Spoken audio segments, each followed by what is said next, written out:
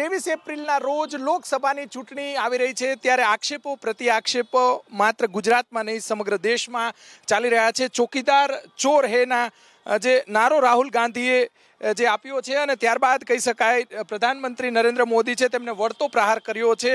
ભાજપના જે નેતા છે યુવા મોરચાના પ્રદેશ મહામંત્રી છે નેહલભાઈ શુકલ આપણી સાથે છે। બીજી તરફ રાજદીપસિંહ જાડેજા છે જે ગુજરાત પ્રદેશ કોંગ્રેસના જે સેક્રેટરી છે। રાજદીપસિંહ, પ્રથમ હું તમને પૂછવા માંગીશ, રાહુલ ગાંધી દ્વારા ચોકીદાર ચોર જે નારો આપવામાં આવ્યો છે, વારંવાર જે પ્રહારો કરવામાં આવ્યા છે, શું આ મુદ્દો ચાલશે? 100% ચાલશે, કારણ કે નરેન્દ્રભાઈ ભારતીય જનતા પાર્ટીનું પ્રથમ વખત શાસન આવ્યું બહુમતી સાથે, ત્યારે આખા ભારત દેશની અંદર એક લોકોમાં એક વિશ્વાસ હતો કે નરેન્દ્રભાઈ વડાપ્રધાન થશે, કંઈક કરશે। લોકોએ તમામ હિન્દી બેલ્ટથી લઈને ભારતના બધા યુવા લેડીઝ બધા મતદારોએ નરેન્દ્રભાઈના ચહેરા ઉપર મત આપ્યા। એ આશા નીવડી નહીં છેલ્લા 4.5 વર્ષમાં, એટલા માટે ન નીવડી। ખાસ કરીને આપ જોવા જાઓ તો આજે બીએસએનએલની જગ્યાએ જીઓ આગળ છે, રિલાયન્સ। એવી જ રીતે રાફેલનો મુદ્દો, તો રાફેલનો મુદ્દો જે 550 કરોડની વાત હતી ક્યાં પહોંચાડ્યું, એની અંદર પણ ભ્રષ્ટાચાર છે। બીજી વાત કરવા જાય તો જ્યાં આખા ભારતની અંદર જે વસ્તુ કોંગ્રેસ દ્વારા સ્થાપિત કરવામાં આવી હતી, જ્યારે વડાપ્રધાન નહોતા નરેન્દ્રભાઈ, ત્યારે જૂના એના વિડીયો પણ આજની તારીખે રેકોર્ડેડ છે અને બોલે છે। ચોક્કસ આપણે જે નેહલભાઈ પાસે જશું। નેહલભાઈ, વિડીયોની વાત સામે આવી, પ્રધાનમંત્રીએ પણ વિડીયો જારી કર્યા છે, કઈ રીતે જુઓ છો રાહુલ ગાંધી દ્વારા જે ચોકીદાર ચોરનો નારો, અને ગઈ વખતે ચાનો મુદ્દો આવ્યો હતો, ચા વાળાનો મુદ્દો, એનાથી પ્રધાનમંત્રી બની ગયા, આ મુદ્દો કેટલો કારગત નીવડશે? રાહુલ ગાંધી, શ્રીમતી સોનિયા ગાંધી, એમના બનેવી સાહેબ રોબર્ટ વાડ્રા, આખો પરિવાર જામીન ઉપર બહાર ફરે છે। નરેન્દ્રભાઈ મોદીને આ 125 કરોડની દેશની જનતાએ જેનો પરિવાર છે, બીજા કોઈ એમનો પરિવારમાં એ માનતા નથી। ત્યારે પોતાના પરિવાર ઉપર લાગેલા આક્ષેપોને આ દેશની અને આજે વિશ્વ કક્ષાએ જે એક સ્વીકારાતું નામ છે એના ઉપર આવા બેઘડત આક્ષેપો કરીને કોંગ્રેસ અને રાહુલ ગાંધી ચૂંટણી જીતવા નીકળ્યા છે। લોકોએ એને 5 વર્ષ પહેલાં પણ કરારો જવાબ આપ્યો તો 30 વર્ષ પછી કોઈ એક પક્ષને સંપૂર્ણ બહુમતી આપી હતી, અને આ વખતે તો એવું લાગે છે કે 2/3 મેજોરિટી સાથે ભારતીય જનતા પક્ષ અને મોદી સાહેબ આવવાના છે। રાજદીપસિંહ, કેમ સ્વીકારતી નથી, લોકો કેમ સ્વીકારતા નથી કોંગ્રેસને? આપ થોડા સમય પહેલાં જ વિધાનસભાના ઇલેક્શન ગયા, ભારતીય જનતા પાર્ટી મોટી વાતો કરવામાં હંમેશા આગળ હોય છે અને લોકોને ભરમાવવામાં આગળ હોય છે। રાજસ્થાનની અંદર પણ એમ કહેતા હતા કે વસુંધરાજી રિપીટ થશે, મધ્યપ્રદેશની અંદર પણ શિવરાજસિંહ રિપીટ થશે અને છત્તીસગઢની અંદર પણ રિપીટ થશે।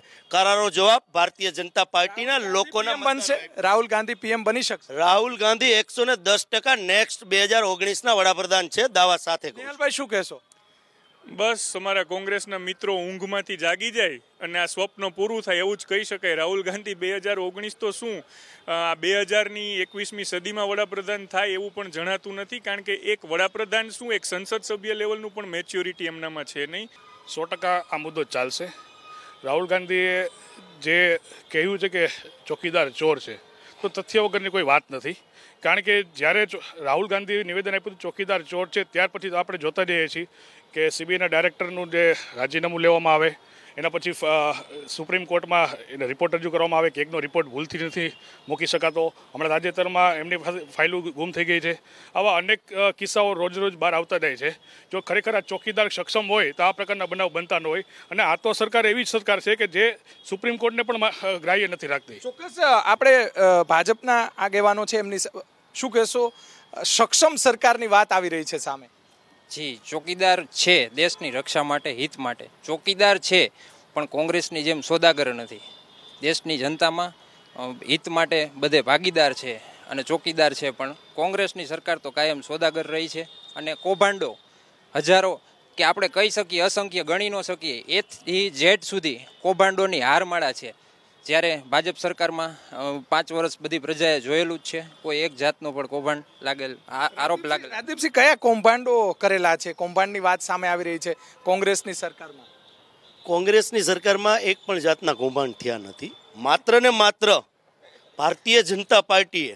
એટલા માટે હું ભારતીય જનતા પાર્ટીના મારા મિત્રોને કહેવા માગીશ કે લોકપાલની વાત હતી ત્યારે લોકો જ્યારે અન્નાજી બેઠા હતા ત્યારે આ જ લોકો, સંઘના લોકો ત્યાં જઈને એમ કહેતા હતા કે આ સરકાર શું કરવા લોકપાલ. તો આપની 4.5 વર્ષથી જે કેમ એ મુદ્દે કોઈ પણ ટિપ્પણી નથી થતી?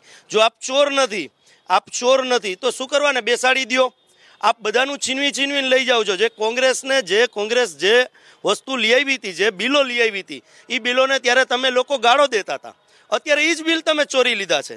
અને ભૂતકાળમાં અને વર્તમાનમાં જોવા જાય તો અત્યારે કોંગ્રેસના ધારાસભ્યો ચોરવાનું કામ કરે છે. એટલે આ સરકારે ચોર છે અને ખાસ કરીને એમના મંત્રીમંડળ કોંગ્રેસના ધારાસભ્ય, ખાસ કરીને સૌરાષ્ટ્રના ધારાસભ્યો શું કામ ચોરી લેવામાં આવે છે, આક્ષેપ કરવામાં આવી રહ્યો છે.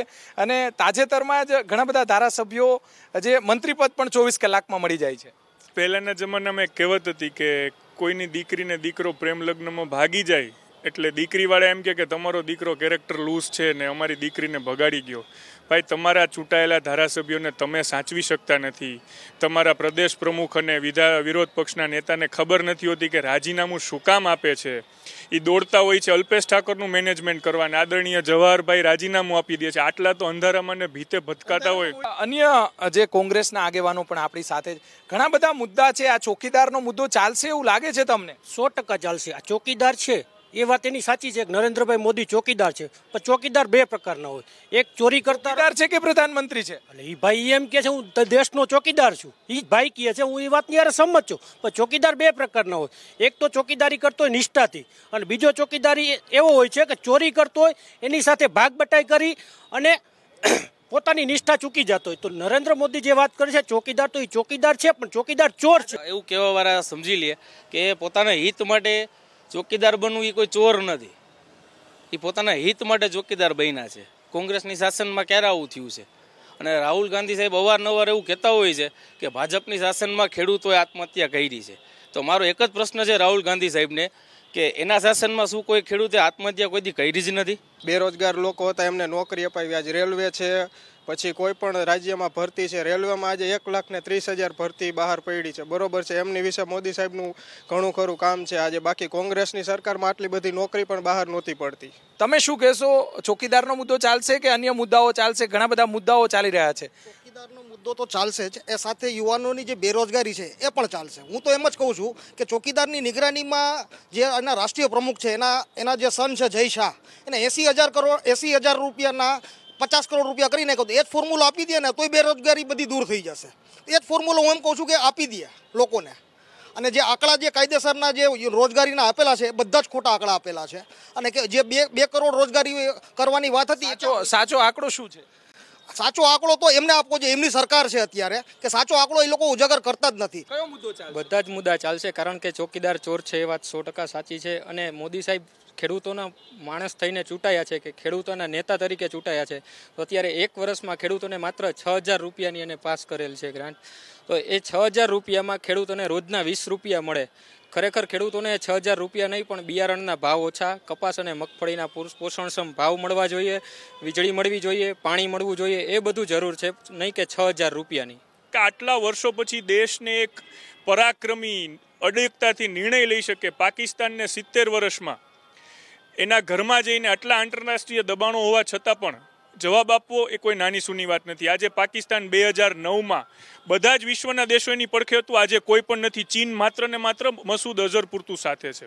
બાકી નાની મોટી વાતો 6,000 રૂપિયાની ભાઈએ વાત કરી. 70 વર્ષના કોંગ્રેસના શાસનમાં કોઈ દી 1 રૂપિયો આપવાનો વિચાર થયો છે? પાકિસ્તાન પર કાર્યવાહી કરી એ તો સ્વીકારવું પડે ને. પાકિસ્તાન ઉપર કાર્યવાહી બહુ મોડી કરી. કોંગ્રેસની સરકારે પાકિસ્તાનના 2 કટકા કરી નાખ્યા હતા. ઇતિહાસ ગવાહ છે, બાંગ્લાદેશ અને પાકિસ્તાન.